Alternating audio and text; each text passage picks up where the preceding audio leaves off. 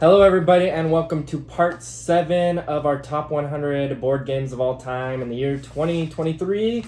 Today we are going to do our top 40 through 31. My name is Michael. And I'm Janela. And we're gaming up with the Joneses, so let's get into it. Let's do this. All right. At my number 40, I have a game I think you've already mentioned.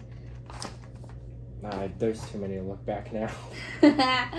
This is Western Legends. So this game is a pretty...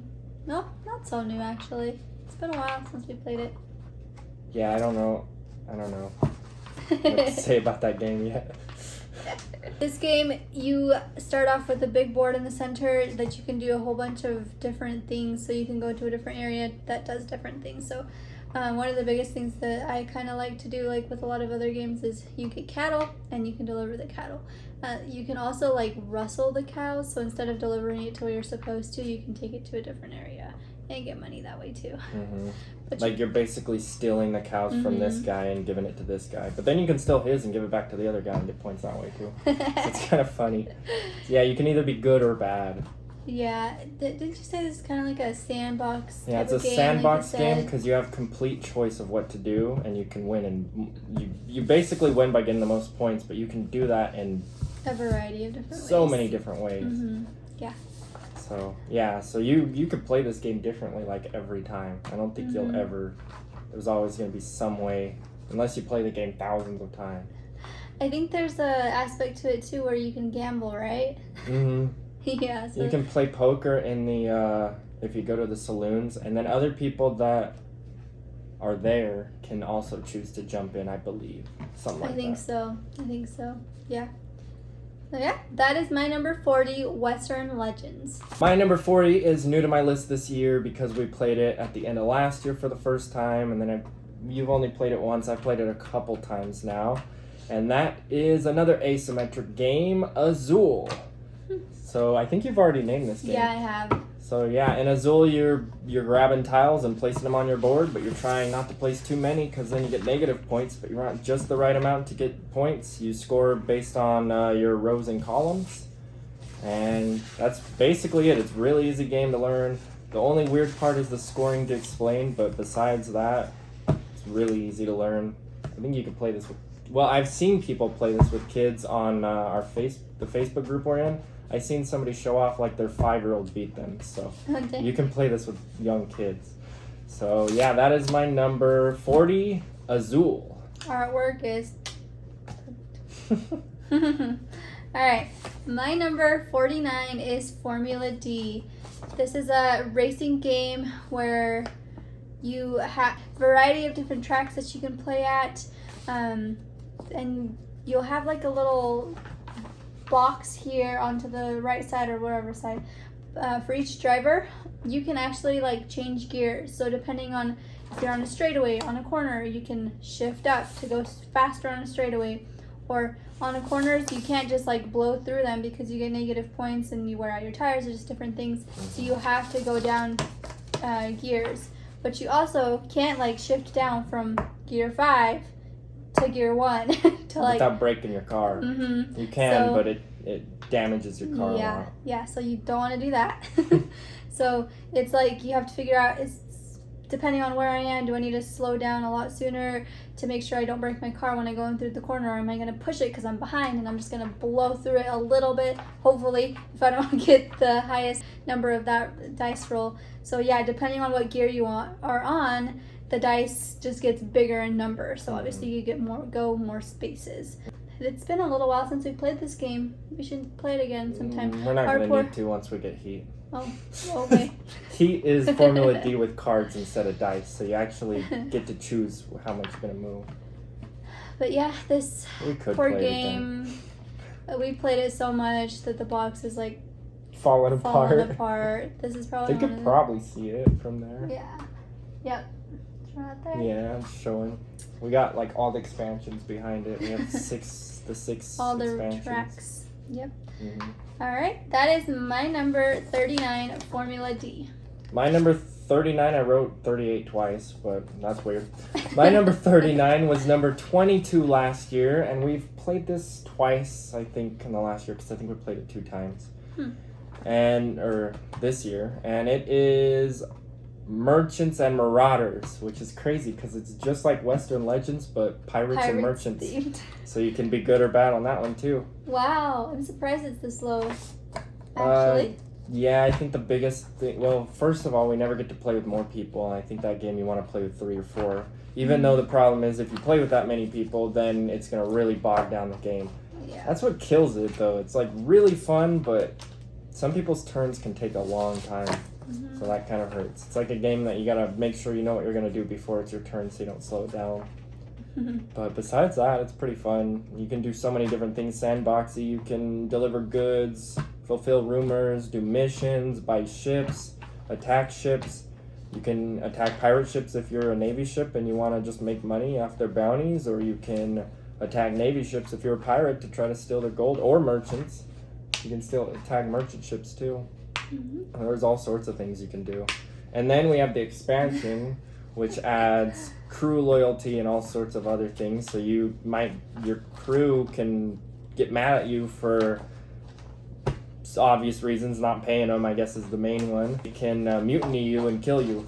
So there's a game where you can die, and then you just have to start over as a new captain. You get to keep your victory points, but that's it, and all your stash gold.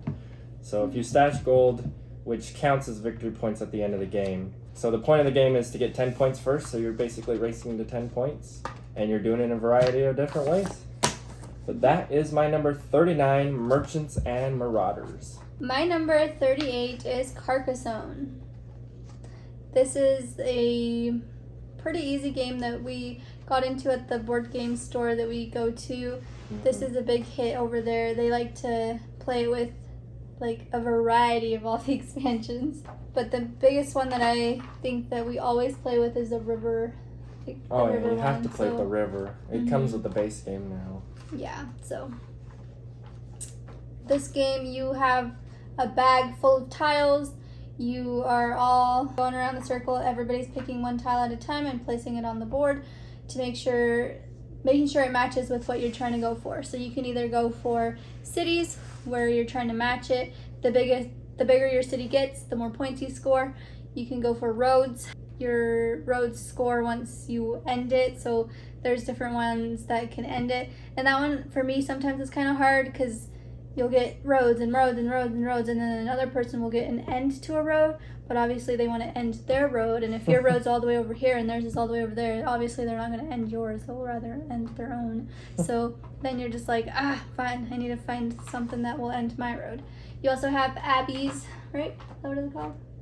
Yeah, those are worth 9 points, or a point per surrounding. Yeah, so you're trying to put that one, like, in the middle as much as you can to be surrounded by everything, because you get 9 points total if it's surrounded completely. Fields. So you can lay down farmers on fields, and they score based on how many completed cities there are around in that area. But that's at the end of the game, so you don't ever get that person back. So yeah, once you spend a farmer, they're laying on the fields.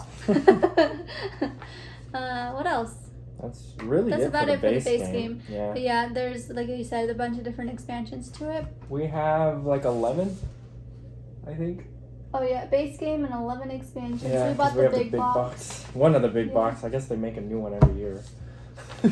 I do have to say, with this game though, it does hurt if you have people that want to like help each other, and then you have other people that aren't playing like that. Because then, if you have, because that almost divides up the table, because you'll have a group that's trying to go for this specific area and be like, well, if you put this here, I'll put this here for you, and so they're like helping each other, but then you don't have anybody else helping you, so then it just kind of hurts the game, I feel like. The thing is, they're hurting themselves too, and they don't even realize it until the city or whatever they were working on gets built, and they're like, oh, why did I just waste 5 turns helping you? Now you're going to win the game and everybody else is going to lose. But yeah, but I really enjoyed it playing with just us two, because it's super fast. Scales really well. You could play at 2 or 5 or whatever, and it doesn't really change. Yep. So yeah, that is my number 38, Carcassonne. My number 38 is new to the list this year. We've only played it one time. We definitely need to play more, but I think it's a game you want to play with more than 2 players. And it is very popular, actually. Yeah. Dune Imperium. deck building and worker placement put together, which I think is gonna start taking over everything because a lot of games are starting to do that now. Yeah, you go to different places, you get spice, and you can sell the spice for money. And the whole point of the game is to race to 10 points first, but you can get points by either going in the middle and fighting. At the end of the last few rounds of the game, you start getting points for that, or by influencing the 4 people or whatever they are, tribes or whatever they are. You can influence them, and once you pass certain places on the track, you get a point. Or I think you can get up to 2 points per person if you go all the way up. I can't remember. But a lot of people say it's a heavy game, but I thought we caught on really fast for what it was. So maybe you need to play worker placement and card games, deck building games before, and then after you've already done that, you can play the game. You'll catch on really fast because it plays just like those 2 mechanisms put together, I guess. Yeah. That is my number 38, Dune Imperium. My number 37 is also Dune Imperium. Wow, This is so close. This is another one that I think Splendor was the only other one that we were like just one away from the other. So yeah, that was my number 37. He explained it all away. Yeah, there you go. Yeah, I'm trying to think if there was anything that you missed. I don't think there was, that I can remember at least. I know there's 2 expansions out, I think, or maybe even 3. And I heard one of them, Rise of something, is like necessity. They say you have to get that expansion. And then the other 2. This has like a big following of people. Like on Tabletop Simulator, on the big group that I'm in of like 40,000 people or something, they have their own like channel just specifically for Dune Imperium because there's people playing that every day. Wait, I don't think you talked about the deck building portion of it. Well, not much. Like basically you can buy cards, and then based on what you have. On your turn you play a card and you put a worker based on what icons are on that card. That's where the worker can go. But at the end of the round, then whatever cards you have left in your hand, you can use their special ability at the bottom or whatever. So yeah, so you can use the card for points or to move your workers. So yeah, that is my number 37, Dune Imperium. My number 37 is new to my list, and only I've played it, and this is the last game I've learned, I think. The most recent one? I think it's the most recent game that I've learned, and it is Concordia, which is crazy because the guy that taught me it, I beat him by 2 points. It was 112 to 110, so it was a really close game.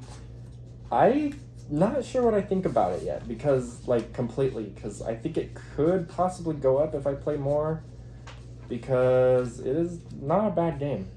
So you take different locations and you build houses there, and then other people can use an action to get a bonus resource for like activating that location. So if you have houses in that location, wherever your house is, you also get a resource. They just get a bonus for being the one to activate it.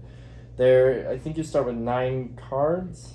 Everybody gets the same deck of 9 cards, so technically there's deck building because you'll be able to buy cards, and the game ends as soon as all the cards are bought. And so the way you score is also the cards on the bottom. So every card has a way it scores on the bottom too. And yeah, there's cards to go and sell goods. There's cards to move and build. There's cards, like the Senator is what allows you to go to buy other cards. And then there's a card that allows you to do an ability that play as a card that another player has played that round in front of you. So that's pretty cool. Basically, you're trying to get the most points by the end of the game, and I was able to do so. So there was 11 locations on the map that we had. I think the base game comes with 2. And I'm not sure if we played on the base game map or not because there's tons of expansions. On the map we played, there was 11 spots, and I had a building in 10 spots, and I think I had like 3 cards that gave me a point per spot. So it was basically like 12 times like 6 or something. So that's what scored me the most points. And yeah, that was my number 37, Concordia. My number 36 is Fuse Countdown. Okay. This is a game that, like you mentioned in the previous video, we don't own, and it's a fairly fairly new game, I want to say, right? I think you can buy it, but I'm not sure. Because they got it from a convention. Yeah, the owners of the store got it from the convention that they recently went to. So, yeah, they brought it to the game store to play, and I loved this game. It was pretty fun, but we only got to play it a couple times. You just really like the real time stuff. Yeah. And cooperative, so it mixes your two. I think if we play this more, this could jump up the list. If we bought it ourselves or something. But yeah, this game, everybody can pick a character, and then it will give them an ability. If I remember right, I mean, my ability was I could call out a color of a die, and if that color comes out, I could change that color to something else. So that could be helpful to somebody if somebody needed it to be a different color or something like that. The point of the game is everybody starts off with 2 goals, one harder one and one easier one. And then everybody starts off with that, and then in the middle you'll have just like 5 in the center, and then your whole pile. So you're trying to get rid of this whole pile before your timer runs out, and I think it's only 10 minutes. One person will start by rolling 5 die, or depending on how many players are playing. A die per player. Yeah, so they'll take it out of the bag, roll it, and based on your goal, everybody's just kind of cooperatively, but against each other, trying to steal the die for what they need. So be like, oh, I need the green 2 or whatever for mine, and somebody was like, no, I need it. Be like, okay, so if I take it, but that person also needed it for their goal, and that was the only one that they could take, then they would take a spark card, which is like a negative type of card. Basically an extra goal that you have to complete. Yeah, it's a new extra goal that you have to complete before you go back to your actual goal cards that you have in play. So we played this at 5 players, and then we tried it at 3 players because the other people wanted to take a break from all the stress levels. And so I don't think you guys didn't play with the abilities when you played that's at 3. That's what I'm trying to say. Yeah, you have to play with those abilities. So yeah, we played it at 3 players, and we didn't use the abilities at all. And let me tell you, the amount of spark cards we had, we almost probably went through the spark deck, or we were closer to finishing the spark deck than the actual other deck that we were supposed to finish to win the game. Yeah.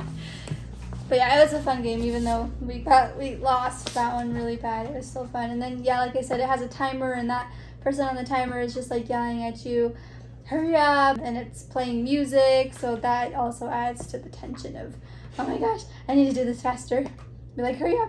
My little sister, she kept rolling 6 die at a time, so we're like, no. So we'd have to pick up one and throw it back in the bag, and it was a random one because, you don't know which one you need. So as soon as you see the 6th one, you just grab the closest one, throw it back in the bag, and it could have been one that somebody needed, but didn't last long enough for us to find out. So covering your face. So yeah, that is my number 36 Fuse Countdown. My number 36 was my number 14 last year, and this is a game that we actually play a lot for. Really? Yeah, because we played it on and off like all the time. It seems like maybe on average probably once a month at least, which I would say is a lot when we have 100 to choose from. It is Deception Murder in Hong Kong. It has dropped 22 spaces this year, but it still gets played and it's still fun. I would like to try to play it with more people. The amount of people that because we usually only play with like 4 or something. I think it's best at like 6. You can play all the way up to 12, I think, which is probably too crazy because I don't even know if you can have enough space on a giant table for 12 because everybody has 8 cards in front of them. I think you could. Because You'd it's have just to be the card. scooted in though, like not really, because the cards no, I mean are pretty the people small. would have to be to fit at the table. True. But yeah, the game's fun. You have one scientist that's not allowed to talk. It is a social deduction game. So the scientist is on the investigator's team, but they can't talk. The only way they give clues is by putting a pawn on the closest thing that they can try to do. So like if the murder weapon was a knife, you can say that the cause of death was blood loss, or if the evidence left behind was like a textbook, you can say it happened in a classroom. And then other than that, those are the only two you get to Definitive. choose, and then you get 4 random ones that come out that are like usually very vague and don't help much. Like, so vague. how tall was the victim? Like, how's that Or gonna the help? build of the victim. Yeah, or like the age, or stuff that probably wouldn't help, but maybe like could. The time, so like evening, day. Yeah. And then there's also like special ones that are like, if you vote right now, you get to vote for free once or something like that, which kind of helps. But then you also have the murder that picks their murder weapon and stuff. And basically it's like Clue, the social deduction game. You're trying to figure out the murder, their weapon, and the evidence they left behind. And if you get that all correct, you win the game. But you only get to guess one time in the game. If you get it wrong, you can still like be part of the game, but you don't get to make another guess. And so as soon as everybody guesses, if one person got it right, then everybody wins except for the murderer. And if everybody got it wrong every time, then the murderer wins. So really easy game. It takes like maybe 20 minutes a game probably. Depending on how many players probably. Because if you had more players, it'd take longer. But that is my number 36, Deception, Murder in Hong Kong. My number 35 is Ticket to Ride. This is a train traveling type of game. So you'll start off with cards, and depending on the cards that you use, you can build different colored trains to where you need to go. So you start off also with a gold card, I want to say. So if you complete 2 a of train, them, I think. Or I think you draw 3 and you get to choose how many you want to keep. Oh, okay. I think that's how that works. It's either 2 or 3. Maybe not. It's been a little bit. Yeah, I haven't played this game for a little while too. But yeah, the majority of the goals I think are if you can build your trains from one location to the other. Like Yeah, if you can build them, and then I think they're just increase in points if it's just like further or closer depending on where your trains are. Yes, super easy game. I know a lot of people really enjoy this game, especially it's a game that you can easily play with kids and stuff too. Oh yeah. So it's easy to teach. Also about those goals, if you don't complete your goal, then however many points it's worth, it's actually worth that many negative points. So basically if you take on a goal that you didn't complete, it really hurts. Yeah. So you got to make sure you complete your goals. And the hard part is there's only 2 rows for each train. So if somebody's filled in these rows and you need to get from here to here, you have to go all the way around. Yeah. And that kind of can hurt. It hurts. All right. That is my number 35, Ticket to Ride. My number 35 is new to the list this year, and it is went all over the place because I went from not really liking it and it's slowly moving up because we've been getting better at it. And that is Spirit Island. Cooperative game, basically the opposite of Catan, because instead of being the ones building settlements and stuff, you are actually chasing away all the people building settlements and stuff, trying to protect the natives that live there and keep your island good. Yeah. And that game is pretty difficult, even at the easy level. We're starting to get better at it, so we're starting to win the easy levels. We haven't tried too many of the crazy scenarios, because that's when it starts getting harder. But you pick a spirit, everybody's spirit plays way differently, so if you're playing 2 players, you really want somebody that's good at attacking and somebody that's good at defending or something like that to try to balance each other out. But basically you're trying to install fear into the colonizers so that they stop coming into your island to win. Or you can kill them all off, but that's pretty rare. So yeah, that is my number, 35, Spirit Island. My number 34, you're not going to believe this, 2 times Spirit in Island one again? video. Spirit Island. Wow. Wow. It's right. We still haven't gotten an exact crossover and we've been close 3 times now.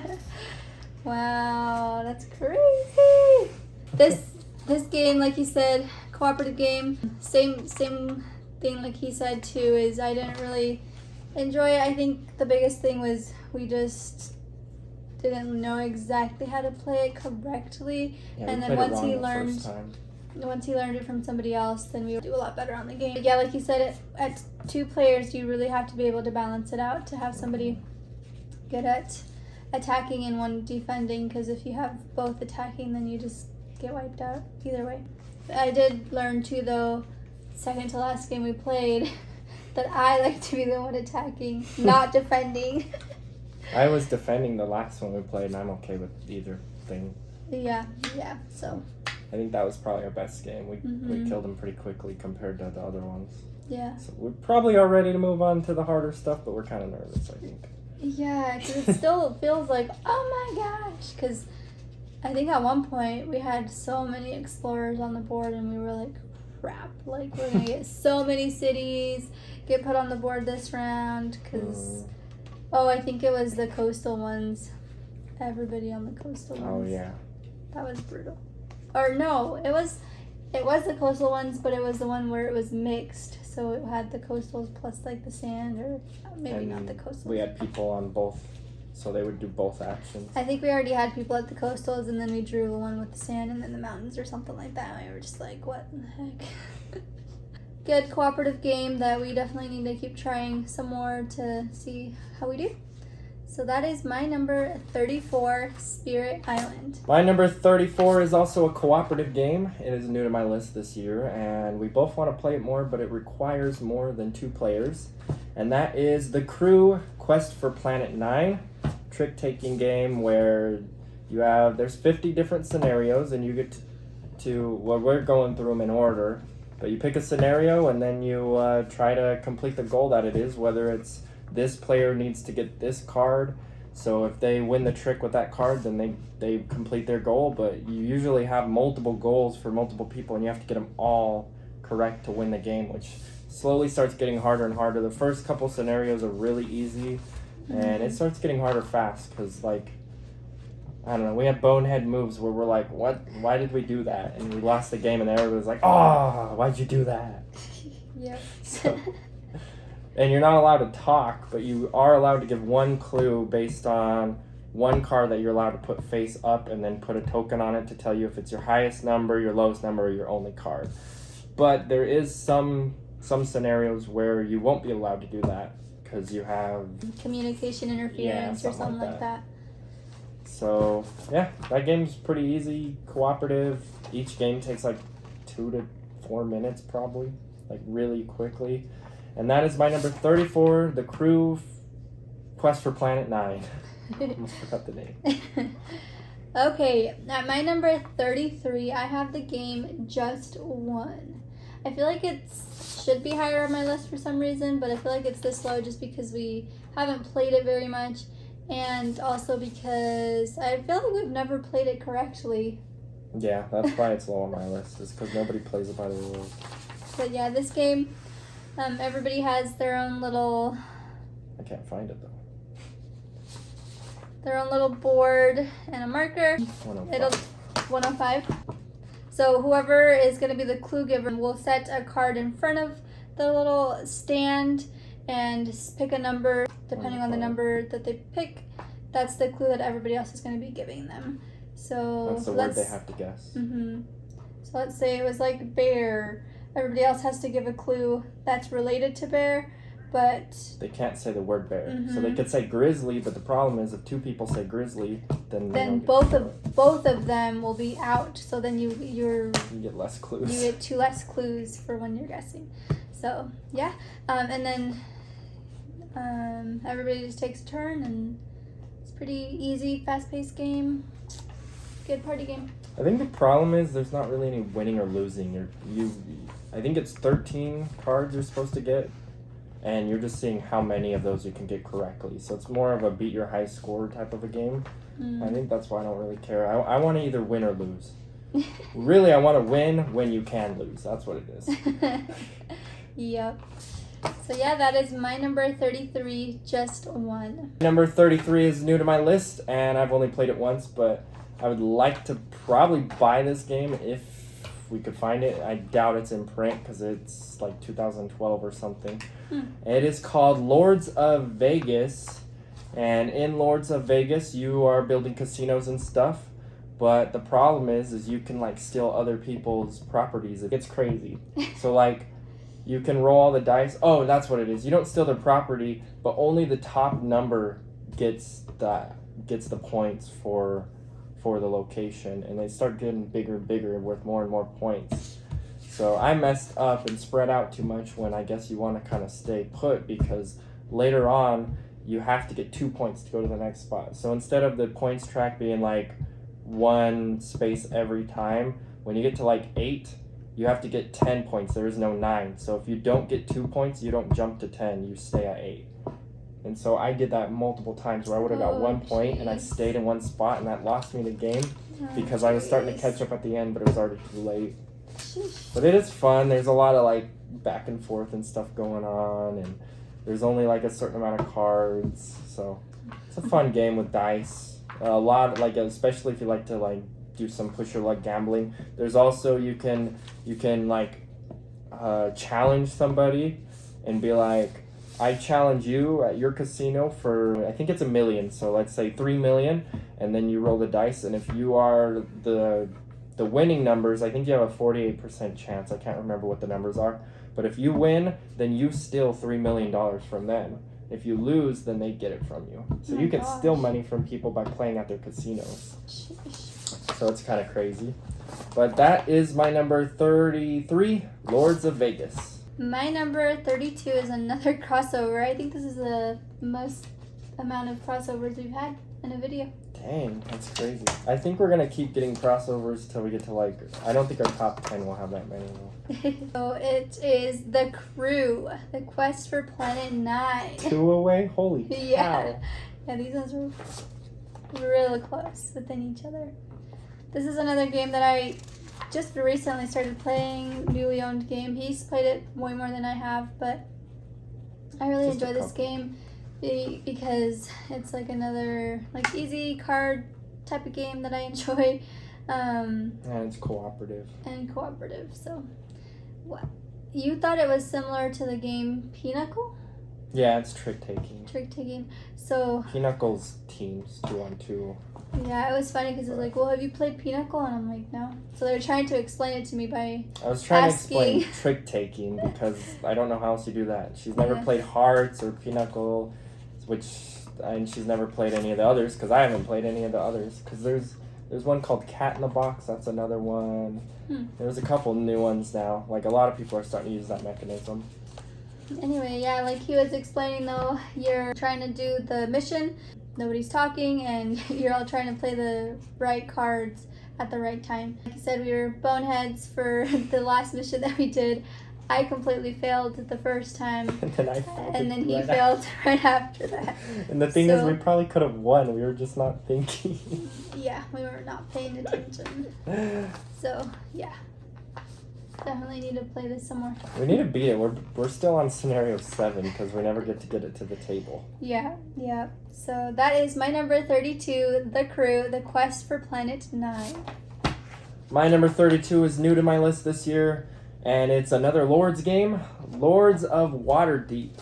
It is a worker placement game that has the ability to build buildings later on, and then other people can use that building to get the resources from that, and I think that you get points if they do that or something.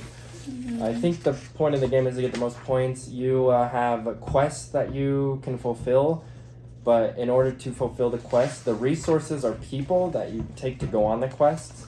So if you put your worker on this spot that gives you white cubes, then you get those cubes, and each different color of cubes represents different classes of fighters. So like you got mages and melees and all sorts of stuff like that. I can't remember. I think there's 4 different ones.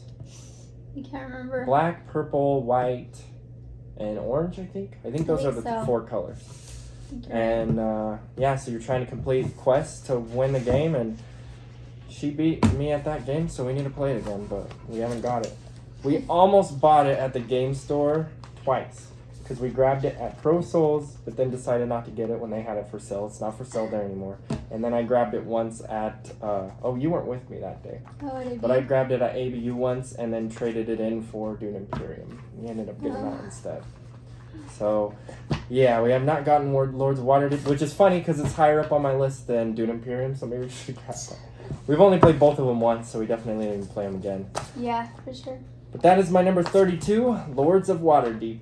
My number 31 is Imperial Settlers, Empires of the North.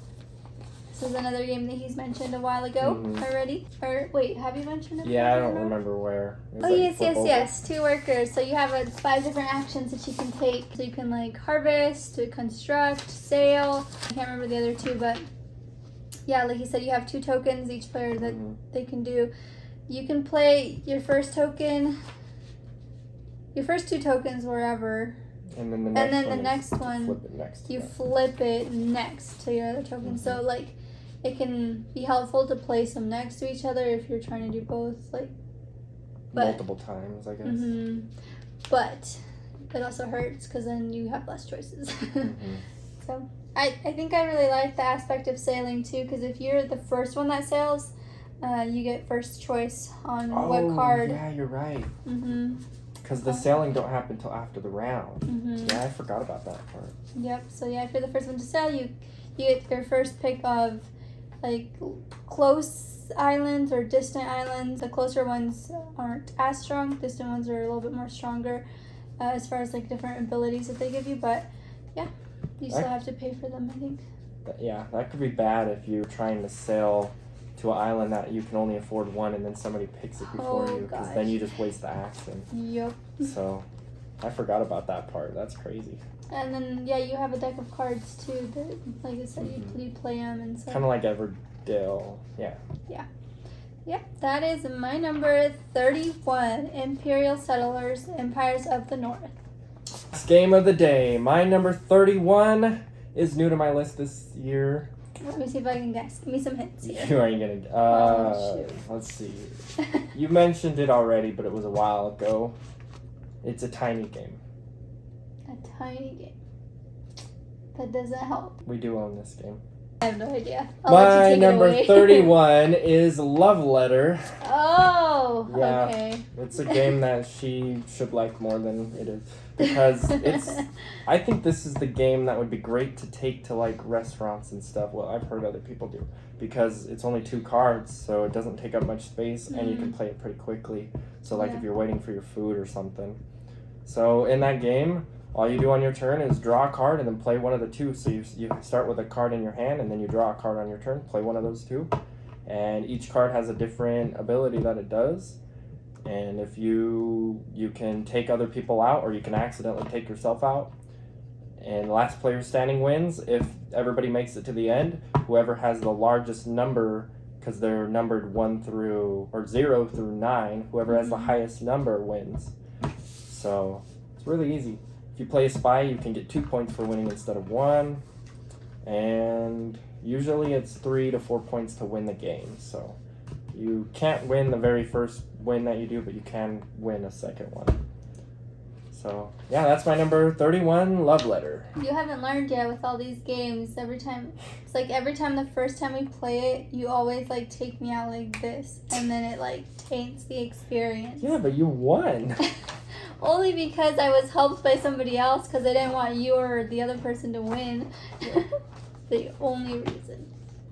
Which was hilarious. Because, like you said, I was like, whatever. Because after he took me out, I was like, serious? Anyway, make sure you click on any of these cards here so you can watch the full playlist if you missed any of those. And stay tuned for our top 30 games coming up. Smash the like button, subscribe, ring the bell, and we'll see you guys in the next one. Bye. Bye.